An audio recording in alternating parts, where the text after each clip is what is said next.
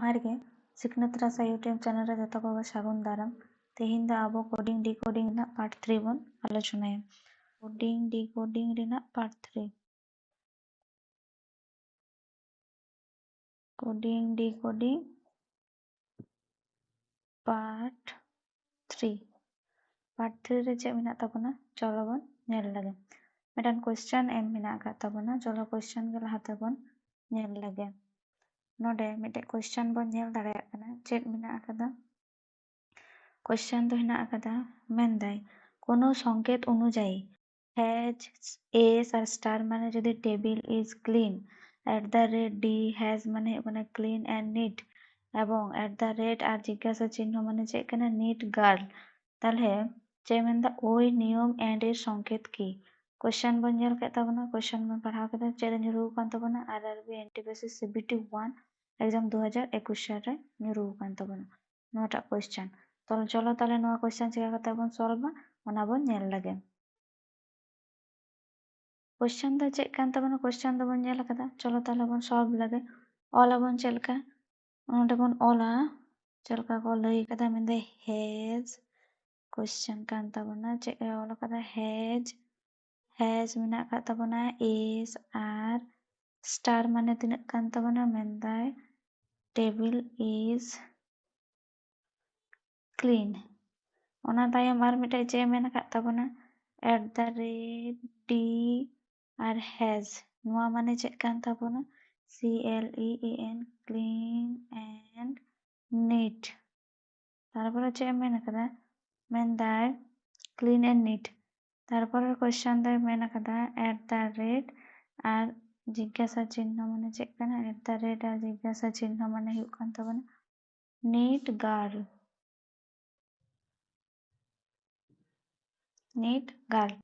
ताले मेन कदा ओना नियम अनुयायी चे पंजाव का ताबना ओना नियम अनुयायी पंजाव कदा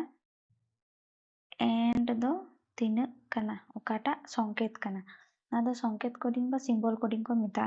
ताले चलो बन नेल लगे नोआ धारे तीन बन ᱧᱟᱢ दा सिंबल मेना आकादा 1 2 3 पिया मेना आकादा नोआ धारे तीन वर्ड मेना आकादा 1 2 3 पिया मेना आकादा ताले की बाबन मेन दाड़े जे कोनो नोआ पिया मध्य नोआ धारे ना जे कोनो मिटे कोडा नोआ धारे ना मिटे ते नोआ धारे ना जे कोनो मिटे ना कोड कना ताले चलो ओना गे बन नेल लगे चलका कते बन नेला प्रथम रेना आ लातार रेना तुलना कते बका नोआ किन तुलना कते चेतान लातार निया सते निया तुलना कते ताले नोडे चे बन ᱧᱟᱢ दा हैज मेना आकादा एस मेना आकादा स्टार मेना आकादा ओना सते नोआ रेना कोनो मिल बाबन ᱧᱟᱢ दा किंतु नोआ धारे तो कोनो किछु मिल मेना आकादा और नोआ धारे हो कोनो किछु मिल मेना आकादा चे मेना आकादा क्लीन मेना आकादा नोडे क्लीन मेना आकादा ताहले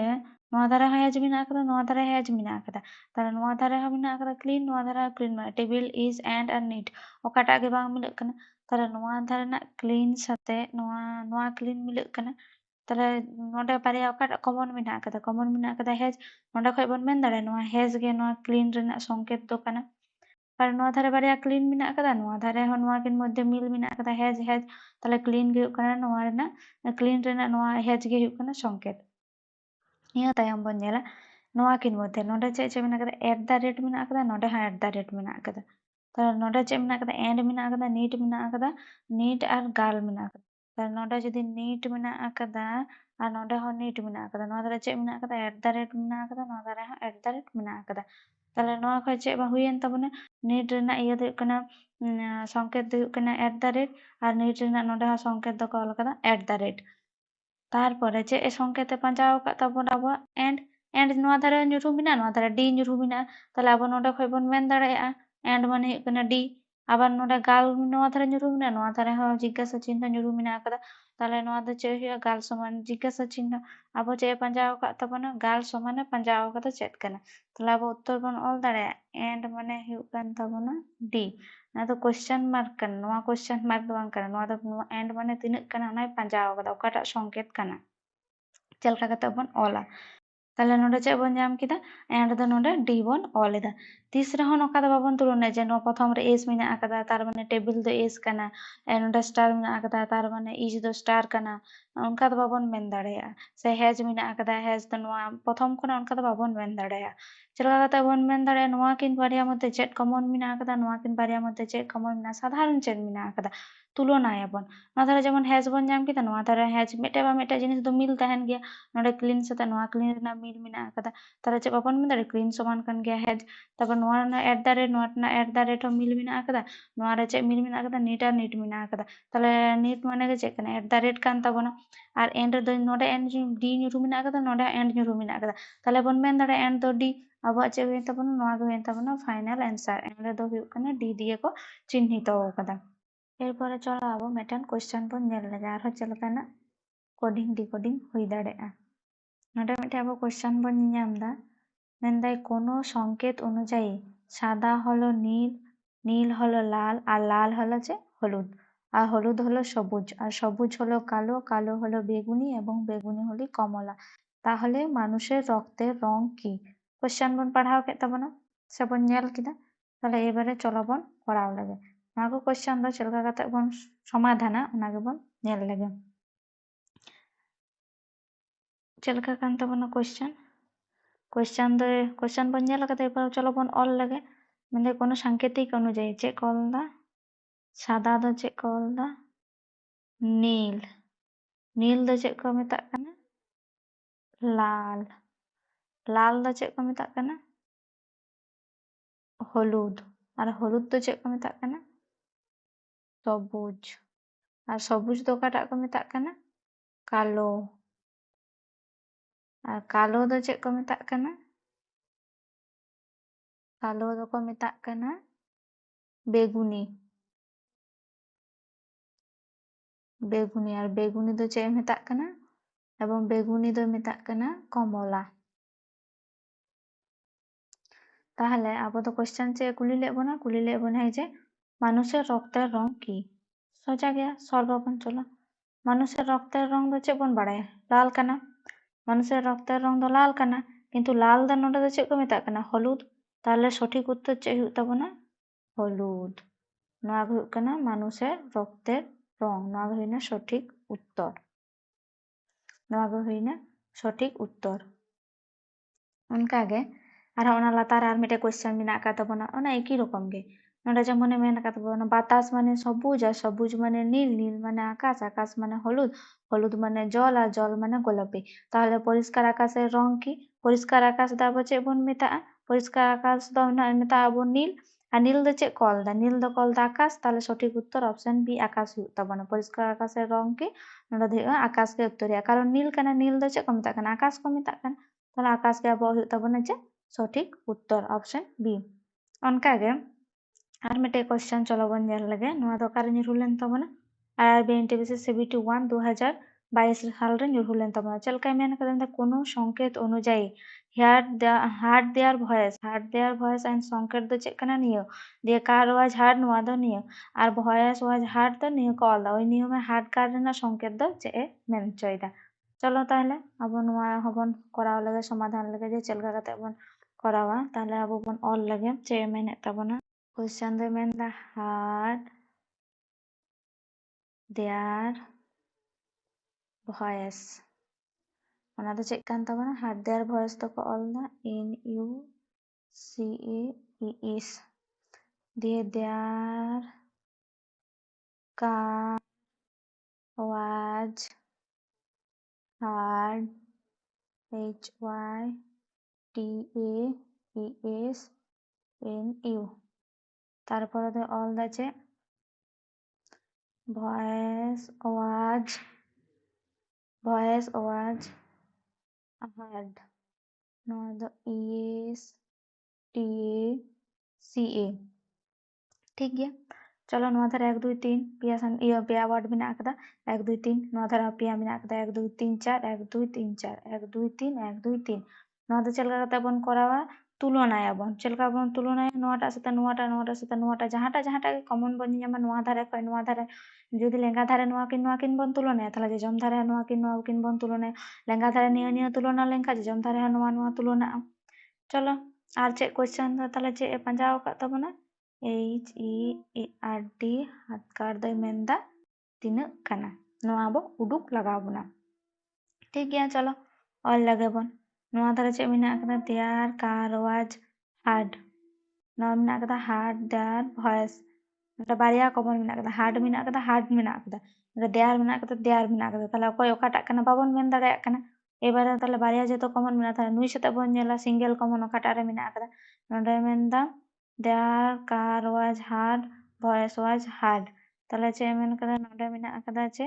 ভয়েস ওয়াজ হার্ড। ᱱᱚᱰᱮ ᱦᱚᱸ হার্ড মেনাᱜ ᱟᱠᱟᱫᱟ ᱱᱚᱰᱮ ᱦᱚᱸ হার্ড মেনাᱜ ᱟᱠᱟᱫᱟ ᱯᱮᱭᱟ ᱨᱮᱜᱮ হার্ড মেনাᱜ ᱟᱠᱟᱫᱟ। তাহলে ᱪᱮᱫ ᱵᱚᱱ ᱧᱮᱞᱟ ᱯᱮᱭᱟ ᱨᱮᱜᱮ ᱡᱟᱦᱟᱸᱴᱟᱜ ᱢᱮᱱᱟᱜᱼᱟ ᱚᱱᱟᱴᱟᱜ ᱜᱮ ᱦᱩᱭᱩᱜᱼᱟ হার্ড ᱨᱮᱱᱟᱜ ᱫᱚ। ᱯᱮᱭᱟ ᱨᱮ ᱪᱮᱫ ᱢᱮᱱᱟᱜ ᱟᱠᱟᱫᱟ? NUCAES ᱱᱚᱰᱮ ᱫᱚ HYESNU ᱱᱚᱰᱮ ᱦᱚᱸ ES ᱢᱮᱱᱟᱜ ᱟᱠᱟᱫᱟ। তাহলে হার্ড ᱨᱮᱱᱟᱜ ᱫᱚ ᱪᱮᱫ ᱦᱩᱭᱮᱱ ᱛᱟᱵᱚᱱᱟ?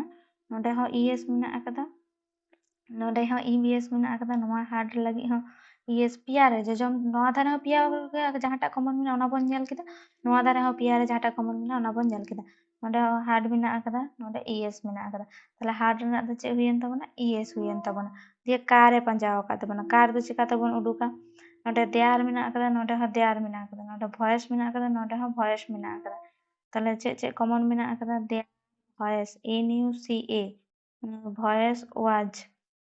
ভয়েস ওয়াজ নুকিন মধ্যে ᱵᱚᱱ ᱧᱮᱞ ᱞᱮᱜᱮ কারণ ᱱᱚᱰᱮ ᱵᱟᱨᱭᱟ ᱨᱮ দেয়ার মেনাᱜ ᱟᱠᱟᱫᱟ ᱱᱚᱰᱮ ᱦᱚᱸ ভয়েস ওয়াজ তাহলে নুই ᱵᱚᱱ ᱧᱮᱞ ᱱᱚᱰᱮ ভয়েস ওয়াজ মেনাᱜ ᱟᱠᱟᱫᱟ দেয়ার ᱟᱨ ওয়াজ ᱱᱚᱣᱟᱴᱟᱜ ᱥᱮᱱᱴᱮন্ᱥ ᱫᱚ ᱵᱟᱱᱟᱨ ᱨᱮᱜᱮ ᱢᱮᱱᱟᱜ ᱟᱠᱟᱫᱟ ᱚᱱᱟ ᱦᱚᱛᱮᱡ ᱛᱮ ᱪᱮᱛᱟᱱ ᱟᱨ ᱮᱠᱫᱚᱢ ᱥᱚᱨᱵᱚ ᱞᱟᱛᱟᱨ ᱨᱮᱱᱟᱜ ᱵᱚᱱ ᱧᱮᱞᱟ ᱱᱚᱰᱮ ᱦᱚᱸ ভয়েস মেনাᱜ ᱟᱠᱟᱫᱟ ᱱᱚᱰᱮ ᱦᱚᱸ ভয়েস মেনাᱜ ᱟᱠᱟᱫᱟ নুকিন মধ্যে ᱪᱮᱫ ᱢᱮᱱᱟᱜ ᱟᱠᱟᱫᱟ? TACA তাহলে CA বানার ধারে মেনাᱜᱼᱟ ᱱᱚᱰᱮ ᱦᱚᱸ ভয়েস মেনাᱜ ᱟᱠᱟᱫᱟ ᱟᱨ ভয়েস মেনাᱜ ᱟᱠᱟᱫᱟ ᱦᱩᱭᱱᱟ ᱠᱤᱱ ᱱᱩᱠᱤᱱ ᱫᱚ তাহলে ᱪᱮᱫ ᱧᱩᱨᱦᱩ ᱛᱟᱦᱮᱸᱭᱮᱱᱟ? ᱱᱚᱰᱮ ᱧᱩᱨᱦᱩ ᱛᱟᱦᱮᱸᱭᱮᱱᱟ দেয়ার আর ᱱᱚᱰᱮ ᱦᱚᱸ ᱢᱮᱱᱟᱜ ᱟᱠᱟᱫᱟ দেয়ার তাহলে ᱱᱚᱰᱮ NU ᱠᱟᱱᱟ NU ᱫᱚ ᱪᱮᱫ ᱨᱮᱱᱟᱜ ᱠᱟᱱᱟ? দেয়ার ᱨᱮᱱᱟᱜ ᱠᱟᱱᱟ NU দেয়ার ᱨᱮᱱᱟᱜ ᱠᱟᱱᱟ NU তারপরে আবার ᱪᱮᱫ ᱵᱚᱱ ᱧᱟᱢ ᱠᱮᱫᱟ? ᱠᱟᱨ ওয়াজ ᱱᱚᱰᱮ ওয়াজ ᱧᱩᱨᱦᱩ ᱢᱮᱱᱟᱜ ᱟᱠᱟᱫᱟ ওয়াজ ᱪᱮᱫ ᱢᱮᱱᱟᱜ ᱟᱠᱟᱫᱟ? ওয়াজ ᱧᱩᱨᱦᱩ ᱢᱮᱱᱟᱜ ᱟᱠᱟᱫᱟ ওয়াজ ᱱᱚᱰᱮ ᱧᱩᱨᱦᱩ ᱢᱮᱱᱟᱜ ᱟᱠᱟᱫᱟ ওয়াজ ᱫᱚ ᱛᱤᱱᱟᱹᱜ ᱠᱟᱱᱟ? ᱱᱚᱰᱮ TA ᱠᱟᱱᱟ তাহলে ᱱᱚᱰᱮ ᱦᱚᱸ ওয়াজ ᱧᱩᱨᱦᱩ ᱢᱮᱱᱟᱜ ᱟᱠᱟᱫᱟ ᱚᱱᱟ ᱫᱚ ᱪᱮᱫ ᱠᱟᱱᱟ? TA ᱠᱟᱱᱟ ᱟᱨ ᱠᱟর ᱨᱮᱱᱟᱜ ᱫᱚ ᱪᱮᱫ ᱠᱟᱱᱟ? HY ᱠᱟᱱᱟ ᱠᱟর ᱫᱚ ᱛᱟᱦলে ᱱᱚᱣᱟ ᱮᱠᱫᱚম ᱮᱠᱞᱟ ᱜᱮ ᱧᱩᱨᱦᱩ ᱛᱟᱦᱮᱸᱭᱮᱱᱟ ᱱᱩᱭ ᱫᱚ ᱪᱤᱞᱤ ᱠᱟᱱᱟᱭ? HY ᱠᱟᱱᱟ ᱛᱟᱦলে ᱠᱟর ᱫᱚ ᱦᱩᱭᱮᱱ ᱛᱟᱵᱚᱱᱟ ᱪᱮᱫ? HY তাহলে অপশন রে যাহাᱴᱟᱜ ᱜᱮ ᱛᱟᱦᱮᱱᱟ হার্ড কার যদি মানে ES HY তাহেন ᱨᱮᱦᱚᱸ ᱦᱩᱭᱩᱜᱼᱟ আবার HY ES তাহেন ᱨᱮᱦᱚᱸ ᱦᱩᱭᱩᱜᱼᱟ কারণ পার্টিকুলার অকাটা ᱨᱮᱱᱟᱜ কোড ᱠᱟᱱᱟ ᱚᱱᱟ ᱫᱚ ᱮᱠᱪᱩয়ালি ᱫᱚ ᱵᱟᱢ ᱢᱮᱱ ᱫᱟᱲᱮᱭᱟᱜᱼᱟ তাহলে ᱡᱟᱦᱟᱸ ᱜᱮ ᱚᱯᱥᱚᱱ ᱨᱮᱢ ᱧᱟᱢᱟ ᱱᱚᱣᱟ ᱫᱷᱟᱨᱮ ᱠᱷᱚᱡ ᱱᱚᱣᱟ ᱫᱷᱟᱨᱮ ᱠᱷᱚᱡ ES তাহেন ᱪᱚᱱᱤ HY তাহেন ᱪᱚᱱᱤ অথবা HY ES তাহেন ᱪᱚᱱᱤ ᱚᱱᱟ ᱜᱮ ᱦᱩᱭᱩᱜ ᱛᱟᱵᱚᱱᱟ ᱟᱵᱚᱣᱟᱜ সঠিক উত্তর বা অ্যানসার ᱡᱟᱦᱟᱸ ᱜᱮ ᱚᱯᱥᱚᱱ ᱨᱮ ᱛᱟᱦᱮᱱ ᱛᱟᱵᱚᱱᱟ ᱛᱟᱦলে ᱟᱵᱚ ᱡᱟᱦᱟᱸ ᱚᱱᱟ কোশ্চেন ᱵᱚᱱ ᱧᱮᱞ ᱞᱮᱫᱟ ᱚᱱᱟᱨᱮ ᱡᱩᱫᱤ ᱚᱯᱥᱚᱱ ᱨᱮ ᱛᱟᱦᱮᱸ ᱠᱚᱜ ᱛᱟᱵᱚᱱᱟ ᱡᱟᱦᱟᱸᱴᱟᱜ ᱜᱮ ᱡᱟᱦᱟᱸ CBT NTPC ᱨᱮ ᱧᱩᱨᱦᱩ ᱞᱮᱱᱟ CBT 1 ᱨᱮ 2022 ᱥᱟᱞ ᱨᱮ ᱚᱱᱟ কোশ্চেন ᱨᱮ ᱧᱮᱞ ᱫᱟᱲᱮᱭᱟᱜ ᱠᱟᱱᱟ ᱵᱚᱱ HY ES ᱢᱮᱱᱟᱜ ᱟᱠᱟᱫᱟ অপশন A রে ES HY ᱵᱚᱱ উডুক কেদা HY ES মেনাᱜ ᱟᱠᱟᱫᱟ ᱚᱱᱟ অপশন A ᱜᱮ ᱱᱚᱰᱮ তাহলে উত্তর ᱦᱩᱭ ᱠᱚᱜᱼᱟ যে HY ES অপশন A সঠিক উত্তর ᱱᱚᱝᱠᱟ ᱠᱟᱛᱮ ᱜᱮ ᱱᱚᱣᱟ ᱠᱚᱦᱚᱸ ᱦᱩᱭᱩᱜ ᱛᱟᱵᱚᱱᱟ ᱟᱵᱚ ᱦᱚᱸ ᱪᱮᱥᱴᱟ ᱞᱟᱜᱟᱭ ᱛᱟᱵᱚᱱ ᱯᱮ ᱟᱨ ᱢᱤᱫᱴᱮᱡ কোশ্চেন মেনাᱜ ᱟᱠᱟᱫ ᱛᱟᱵᱚᱱᱟ অনটা 25 নম্বর রে যাহা কোশ্চেন বন ᱧᱟᱢ ᱫᱟ ᱚᱱᱟ ᱫᱚ ᱦᱩᱭᱩᱜ ᱠᱟᱱᱟ কোনো সংকেত অনুযায়ী মানে টুইসডে সানি লেখা হয় CNG আর Sunny loves ice cream the call the PGD আর ice cream melt first the call the PWL আর Jack ran first the call the LAT ওই নিয়মে সানি বার্লস ফার্স্ট কে কি লেখা হবে চলো তাহলে নটা কোশ্চেন হবন আলোচনা লাগে ᱪᱮᱫ ᱞᱮᱠᱟ ᱠᱟᱱ ᱛᱟᱵᱚᱱᱟ ᱚᱞ ᱞᱮᱜᱮ ᱵᱚᱱ ᱞᱟᱦᱟতে তাহলে তুলনা দাঁড়াᱭᱟᱜᱼᱟ ᱵᱚᱱ বুঝ দাঁড়াᱭᱟᱜᱼᱟ ᱵᱚᱱ ᱪᱤᱠᱟᱹᱛᱮ পরীক্ষা হল ᱨᱮᱫᱚ ᱵᱟᱵᱚᱱ ᱚᱞᱟ স্ক্রিন টেস্ট ᱦᱩᱭᱩᱜᱼᱟ ᱥᱮ ᱯᱚᱨᱤᱠᱠᱷᱟ ᱦᱚᱞ ᱨᱮᱫᱚ ᱥক্রিন ᱨᱮᱜᱮ ᱵᱚᱱ ᱧᱮᱞᱟ ᱧᱮᱞ ᱠᱟᱛᱮ ᱜᱮ ᱱᱚᱣᱟᱴᱟᱜ ᱢᱤᱞᱟᱹᱣ ᱠᱟᱛᱮ ᱦᱟᱱᱟ ᱫᱷᱟᱨᱮ ᱱᱚᱣᱟ ᱫᱷᱟᱨᱮ ᱢᱤᱞᱟᱹᱣ ᱠᱟᱛᱮ সংকেত ᱵᱚᱱ উডুকা চলো তাহলে ᱱᱚᱰᱮ ᱵᱚᱱ ᱧᱮᱞ ᱞᱮᱜᱮ ᱪᱮᱫ ᱠᱟᱱ ᱛᱟᱵᱚᱱᱟ ᱟᱵᱚᱣᱟᱜ ᱠᱟᱱ ᱛᱟᱵᱚᱱᱟ ᱡᱮ ᱢᱮᱱᱫᱟ টুইসডে ইজ সানি ᱫᱚ ᱪᱮᱫ ᱚᱞ ᱫᱟ CNG দিয়ে ᱱᱚᱰᱮ ᱚᱞ ᱫᱟ সানি লাভস আইসক্রিম ᱚᱱᱟ ᱫᱚ ᱚᱞ ᱫᱟ PGD আর তারপরে they all the ice cream melts first ᱚᱱᱟ ᱫᱚ ᱪᱮᱫ ᱚᱞ ᱫᱟ PWL জ্যাক রানস ফার্স্ট ᱚᱱᱟ ᱫᱚ ᱪᱮᱫ ᱚᱞ ᱫᱟ LAT তাহলে ᱱᱚᱰᱮ ᱠᱷᱚᱡ ᱯᱟᱸᱡᱟᱣ ᱠᱟᱫᱟ সানি বাওয়েলস फास्ट नवा दो चल कते बन करावा चलो नोडे बन नेल लगे सानी पंजाव कदा तले सानी ओकाटा लाइन रे मिना कदा नोडे हो सानी मिना कदा नोडे हो सानी मिना कदा आदो सानी दो ओका रेगे बानु कदा नोडे Tuesday is love ice cream melt fast Jack fast ठीक गया आदो ओकाटा रेगे बानुआ तले नोडे दो कना सानी नवा हो सानी सानी मिना कदा एबे नोडे कॉमन चे मिना कदा जजम धारे हो बन जेला CNPGD D G तले नोडे जदी सानी मिना कदा नोडे धारे सानी नोडे G नोडे हो G सानी नोडे धारे हो G और नुई सानी तले सानी दो चे बन ऑल के दे नोडे G तापर हम दा बाल्स तापर फास्ट